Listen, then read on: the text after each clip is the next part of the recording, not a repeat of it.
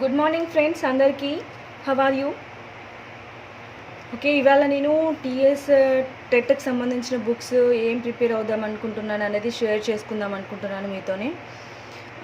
నా దగ్గర అయితే వాల్యూమ్ 1 వాల్యూమ్ 2 బుక్స్ అంటే శ్రీ అను పబ్లికేషన్స్కి సంబంధించిన బుక్స్లో జస్ట్ నా దగ్గర ఓన్లీ వాల్యూమ్ 1కి సంబంధించిన బుక్స్ మాత్రమే నేను ఫస్ట్ తప్పించుకున్నాను. అవి ఎలా ఉంటాయో చూద్దామని చెప్పి. మీకు తెలిసే ఉంటుంది కదా, ఫస్ట్ మన దీనిలో అయితే 3 బుక్స్ వచ్చాయి. Child development and pedagogy, English content and pedagogy, and next Telugu content and pedagogy. ఈ 3 ఒక వాల్యూమ్ 1గా చెప్పారు. నెక్స్ట్ ఇంకో వాల్యూమ్ 2 బుక్స్లో మన మ్యాథమెటిక్స్ అయితే mathematics, biological science, social studies వీటికి సంబంధించిన బుక్స్. సరే, ఫస్ట్ అయితే చూద్దామండి. శ్రీ అను పబ్లికేషన్స్ టీఎస్ టెట్ 2021లో ప్రిపేర్ చేసిన బుక్ ఇది. ఎస్జిటి అండ్ ఎస్ఏ అంటే పేపర్ 1 పేపర్ 2 అండ్ పేపర్ 2 వాళ్ళకి ఇది యూజ్ అవుతుంది. ఓకే, ఇప్పుడు బిఎడ్ వాళ్ళకి పేపర్ 1 అండ్ పేపర్ 2 రాసుకోవడానికి ఎలిజిబుల్ కాబట్టి బిఎడ్ వాళ్ళు ఈ ఒక బుక్ ప్రిపేర్ అయితే రెండింటికి కూడా రాసుకునే ఛాన్స్ ఉంటుంది, రాయగలిగేంత ఉంటుందన్నమాట. డిఎడ్ అండ్ బిఎడ్ బుక్స్ ఆధారంగా ఇది 2020-21 నుండి తీసుకోబడింది శ్రీ అను పబ్లికేషన్స్.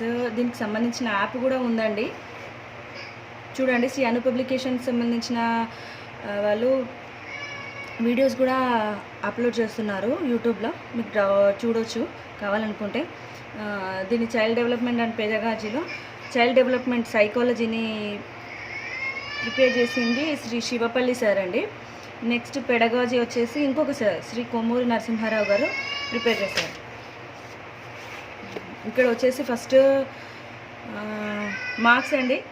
అంటే ఇప్పుడు మనం టెట్లో 150 మార్క్స్, ఓసీ వాళ్ళకి ఎంత, బీసీ వాళ్ళకి ఎన్ని మార్క్స్, ఎస్సీ ఎస్టీ వాళ్ళకి ఎన్ని మార్క్స్ అనేది ఇక్కడ ఇవ్వడం జరిగింది.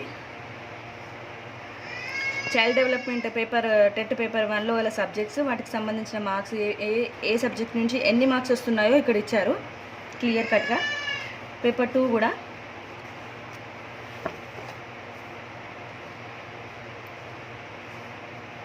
చూడండి. ప్రింట్ అయితే ఓకే, పర్లేదు, బాగానే ఉంది, అంత డల్గా అట్లా ఏమైతే లేదు, బాగానే ఉంది. Next first TS previous paper 1 2017లో జరిగింది ఇచ్చారు.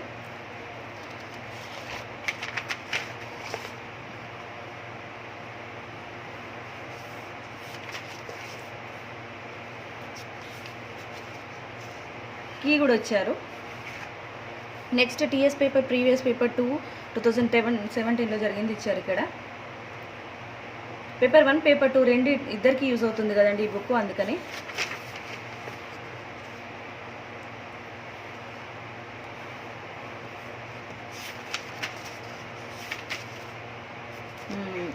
ఇది కదా మనకు కావాల్సింది ఇండెక్స్.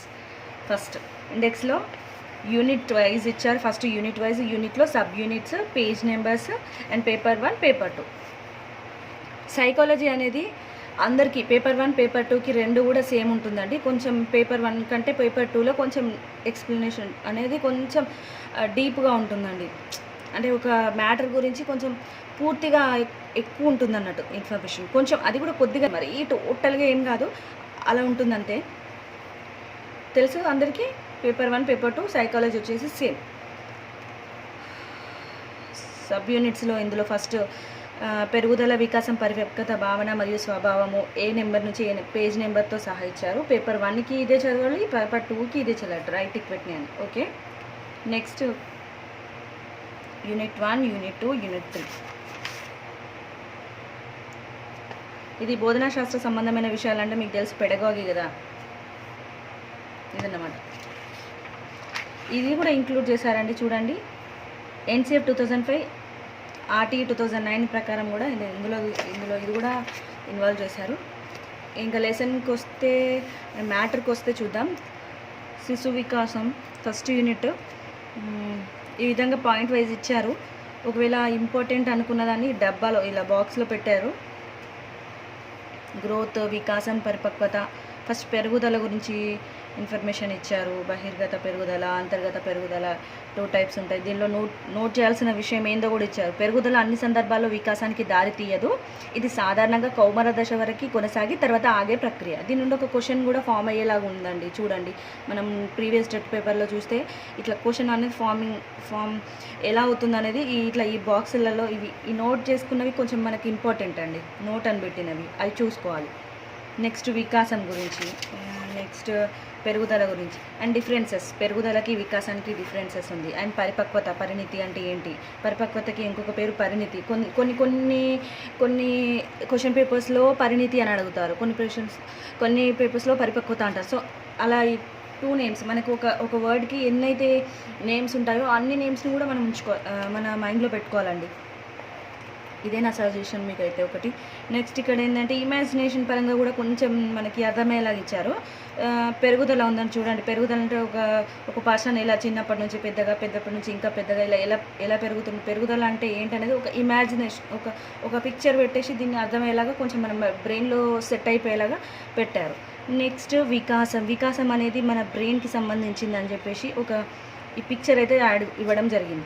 నెక్స్ట్ పరిపక్వత అనేది మనం ఒక విషయాన్ని ఫస్ట్ పెరుగుదల ఏ విధంగా అవుతుంది, తర్వాత దాన్ని మనం ఎలా వికాసంలో ఎలా ఉంటుంది, తర్వాత దాన్ని ఎలా పరిణితి చెందుతున్నాం, పరిపక్వత ఎలా అవుతుంది అనేది ఈ విధంగా ఈ 3 పిక్చర్స్ కొంచెం మనం బ్రెయిన్లో పెట్టుకున్నట్టయితే దీనికి సంబంధించిన మ్యాటర్ మనం ఈజీగా గెయిన్ చేయొచ్చు. ఫస్ట్ టాపిక్ అయిపోయింది కదండి. అందులో వెరీ వెరీ ఇంపార్టెంట్ బిట్స్ అని చెప్పి కొన్ని బిట్స్ ఇచ్చాడండి. ఈ బిట్స్ ఎలా ఉంటాయంటే ఇప్పుడు మన కాంపిటేటివ్ ఎగ్జామ్స్లో ఎలా అడుగుతున్నారు, ఇండైరెక్ట్గా అప్లికేబుల్ క్వశ్చన్స్ లాగా. సో ఆ విధంగా ఇచ్చారు. వెరీ వెరీ ఇంపార్టెంట్ బిట్స్ వేరు అండ్ ప్రాక్టీస్ బిట్స్ వేరండి.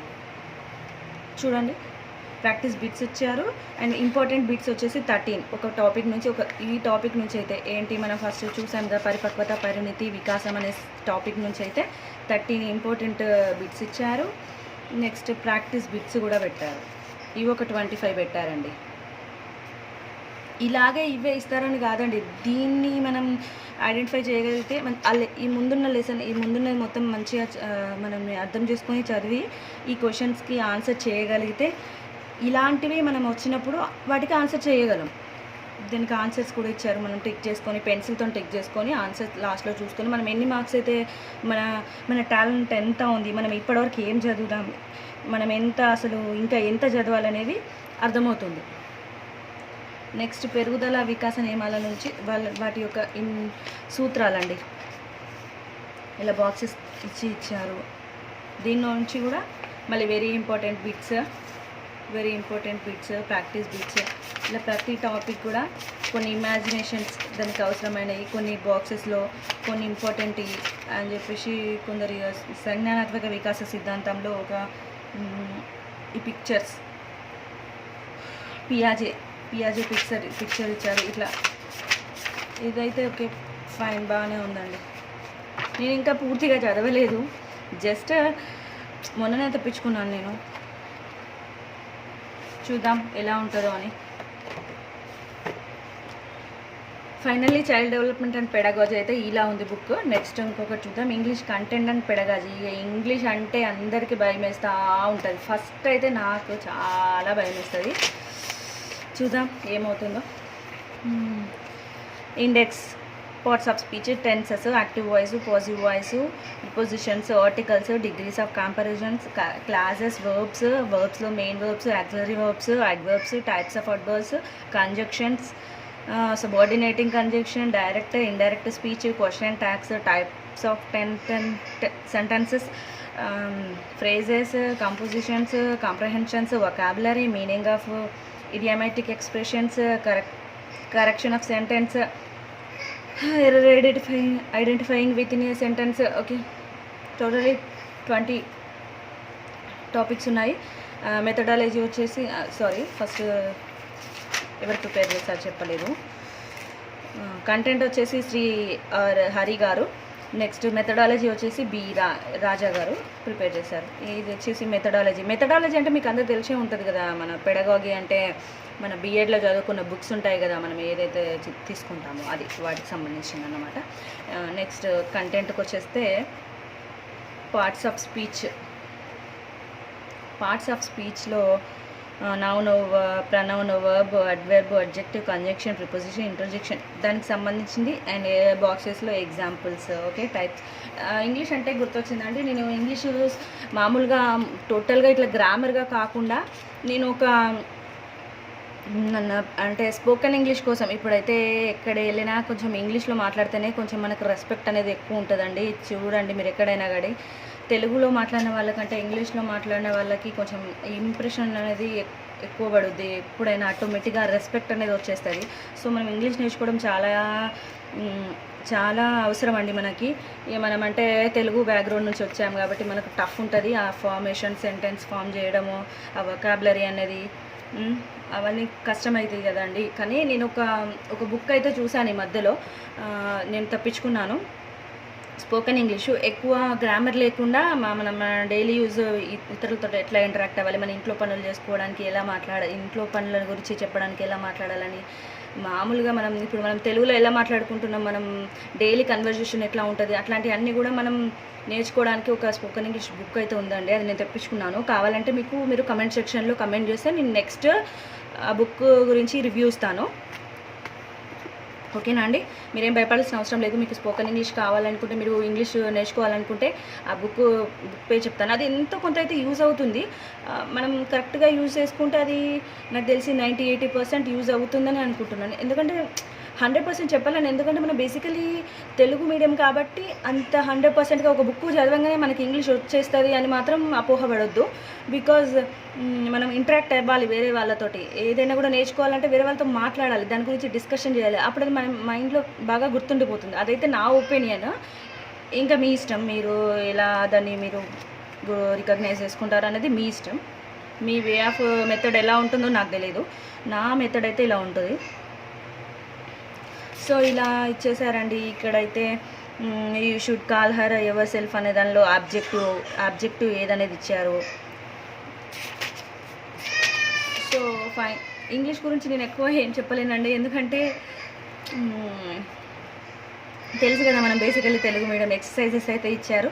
ప్రతి topic exercise 1, exercise 2, exercise 3 and next tenses అండి. నెక్స్ట్ వచ్చేసి టెన్సెస్ గురించి అన్నీ ఇచ్చారు. ఇదైతే ప్రింట్ కొంచెం బాగాలేదండి. ఇది ఒక్కటే అంటే సరే ప్రింట్దే ముందు లేని మనం చదవాలని అనుకుంటే ఎలా ఉన్నా కానీ చదవాలంతే, జాబ్ కొట్టాలి. మన ఏం అది అంటే ప్రిపోజిషన్స్, ఆర్టికల్స్ అన్నీ కూడా ఇచ్చారు. ప్రతి పార్ట్ ఏది కూడా వదిలిపెట్టకుండా అన్నీ ఇచ్చారు మంచిగా. ఫొనెటిక్స్ ఆల్మోస్ట్ అన్నీ పెట్టారు. కొంచెము ఇందాక చైల్డ్ డెవలప్మెంట్ సైకాలజీ బుక్తో కంపారిజన్ చేస్తే ఈ బుక్ కొంచెం డల్ ఉంది, క్లారిటీ అనేది తక్కువ ఉంది, అంతే అండి. ఈ బుక్ వచ్చేసి ఇలా ఉంది. Next Telugu content and methodology. నేను దీన్ని జుబేర్లో తీసుకున్నానండి, ఎక్కడో తెప్పించుకోలేదు, జుబేర్లోనే తీసుకున్నాను. తెలుగు కైలాష్ గారు. ఈ ముగ్గురు వచ్చేసి కంటెంట్ ప్రిపేర్ చేశారు. నెక్స్ట్ మెథడాలజీ వచ్చి జి అరుణ్ కుమార్ గారు ప్రిపేర్ చేశారు. ఇండెక్స్ చూస్తున్నారు కదా. ఇండెక్స్ వచ్చేసి అపరిచిత గద్యము, అపరిచిత పద్యము, అపరిచిత గద్యము, పద్యభాగం నుండి గద్యభాగము, పద్యభాగము అని మనకు తెలుసు కదా, మనం చదువుకున్నాం కదా. అపరిచిత పద్యం నుండి అంటే ఏదైనా ఒక తెలియని ఒక పద్యం ఇచ్చి దానిలో నుండి క్వశ్చన్స్ ఇస్తే ఆన్సర్ అందులోనే ఉంటుంది. మనం క్వశ్చన్ ఇస్తే ఆన్సర్ ఏది అనేది ఐడెంటిఫై చేసి మనం టిక్ చేయాలి. అది తెలుసు కదా మీకు. అందులో మళ్ళీ తెలుగు సాహిత్యం, సంస్కృతి, దీంట్లో Telugu content 3rd class, Telugu content 4th, 5th, 6th, 7th, 8th, 9th, 10th. Right. Paper 1 వాళ్ళకి 3rd to 10th వరకు చదవాలి. పేపర్ 2 వాళ్ళు ఏంటంటే 10th వరకు అవసరం లేదు, 3rd to 7th వరకు చాలు. కొంచెం మోర్ ఇన్ఫర్మేషన్ అనేది ఎక్కువ, మనం ఎంత ఎక్కువ చదివితే అంత ఇన్ఫర్మేషన్ అనేది మనకే ఉంటుంది కదండి, వచ్చిపోయేది ఏం లేదు కదా. ఇక్కడ ఒక్కసారి ఇక్కడ చూడండి. Telugu content third class 21 page నుండి 30 పేజ్ వరకు వచ్చింది. పేపర్ 1 ఓకే, పేపర్ 1 చదవచ్చు. పేపర్ 2 వాళ్ళు అవసరం లేదు. Next Telugu content 4th class paper 2 వాళ్ళు అవసరం లేదు. చూడండి ఐఫన్ గుర్తుందిగా, మైనస్ గుర్తు. 5th క్లాస్ వచ్చేసి పేపర్ 2 వాళ్ళు చదవనవసరం లేదు. ఇక 6th క్లాస్ నుంచి పేపర్ 2 అంటే బిఎడ్ వాళ్ళు, ఎస్ఏ స్కూల్ అసిస్టెంట్ వాళ్ళు ఇది చదవాలి.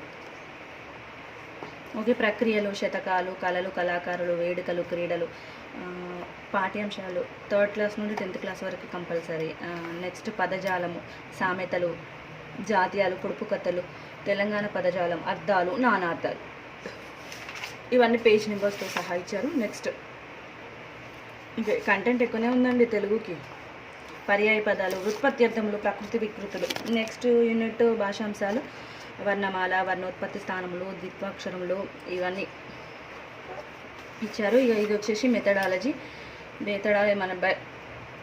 మెథడాలజీ మన బిఎడ్ బుక్స్లో ఉంటాయి కదా అవి.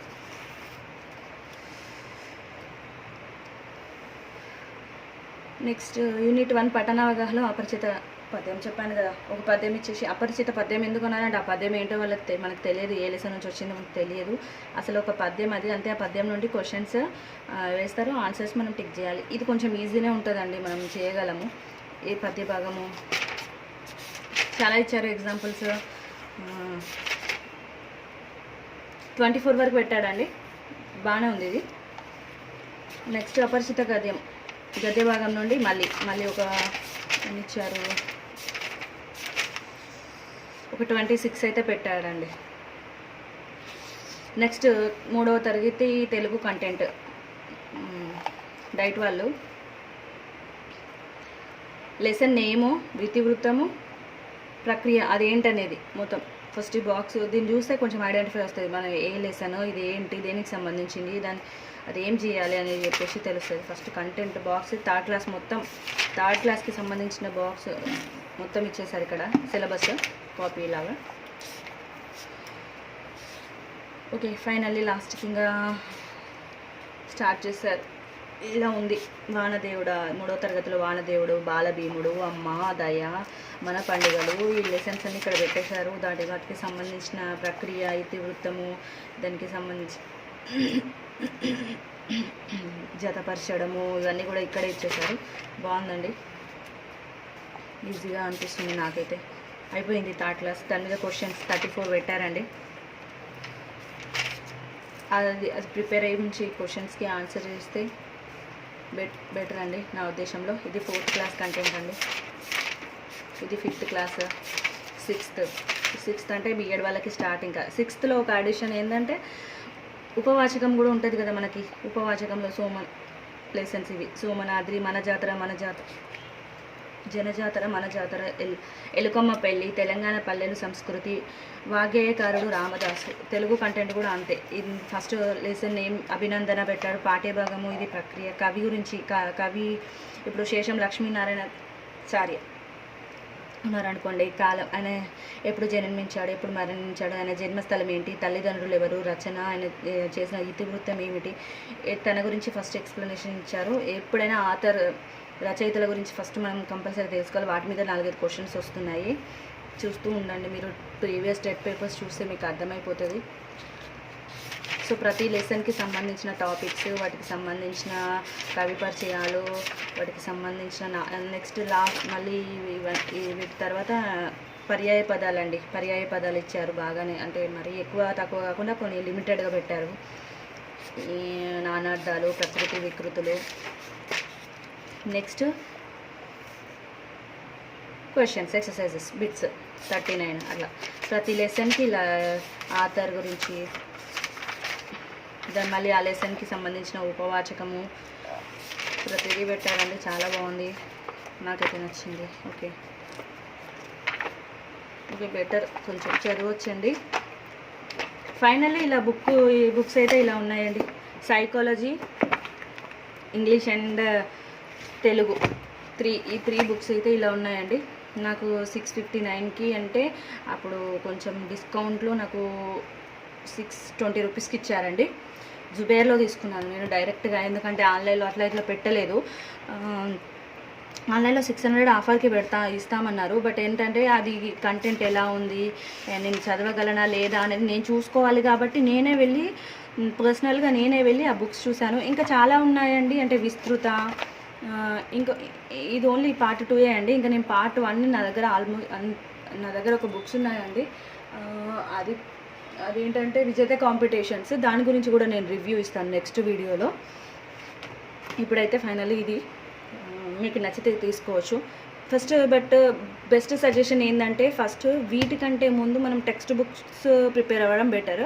ఆల్మోస్ట్ ఇది టెక్స్ట్ బుక్స్ ఆధారంగానే ఉన్నాయండి. వాటిని తీసుకొని ఇది అప్లికేబుల్ పరంగా కొంచెం ఇప్పుడు అప్లికేషన్ పరంగా క్వశ్చన్స్ ఎలా అడుగుతున్నారో దాని పరంగా ఇవి బేస్ చేసుకొని ఇట్లా ఇచ్చారు. వాటిని బుక్స్ దొరకని వాళ్ళు బుక్స్ అంటే మొత్తం లైన్గా బుక్స్ చదవాలంటే బోర్ కొడుతూ ఉంటుంది. అలాంటప్పుడు ఇలాంటి బుక్స్ తీసుకుంటే కొంచెం చదవాలనే ఇంట్రెస్ట్ ఉంటుంది. అది నా ఒపీనియన్.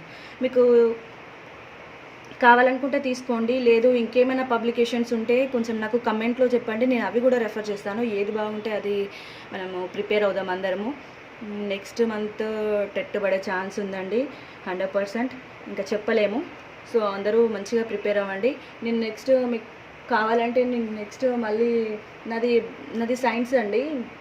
సో మ్యాథమెటిక్స్ అండ్ సైన్స్కి సంబంధించిన ఇంకో పేపర్ టెట్కి సంబంధించిన పేపర్ 2, మ్యాథమెటిక్స్ అండ్ సైన్స్కి సంబంధించిన బుక్ ఇంకో 1, ఇంకా వాల్యూమ్ 2ది నేను అంటే ఇది తీసుకోలేదు, శ్రీ అను పబ్లికేషన్ తీసుకోలేదు, నాకు ఆల్రెడీ వేరే ఉంది. సో అను ఎలా ఉందో చూద్దాం, అను పబ్లికేషన్స్ అన్నట్టుగా తీసుకున్నాను. బాగానే ఉంది, పర్లేదు, తీసుకోవచ్చు. ఇవైతే టెక్స్ట్ బుక్ ఆధారంగానే తీసుకున్నారు, బాగుంది. క్వశ్చన్ ఓరియంటెడ్ మస్తు చాలా బాగుంది, నాకైతే బాగా నచ్చింది. క్వశ్చన్స్ ప్రిపేర్ చేసేటి అని ఇవైతే బాగున్నాయి, నాకైతే నచ్చాయి, మంచిగా ఉన్నాయండి. క్వశ్చన్స్ సేమ్ మన టెట్ క్వశ్చన్ పేపర్స్లో ఎలా అడుగుతున్నారో అలాగే ఉన్నాయి క్వశ్చన్స్ అయితే. ఓకే అండి, నచ్చితే please subscribe, like and share చేయండి. Thank you.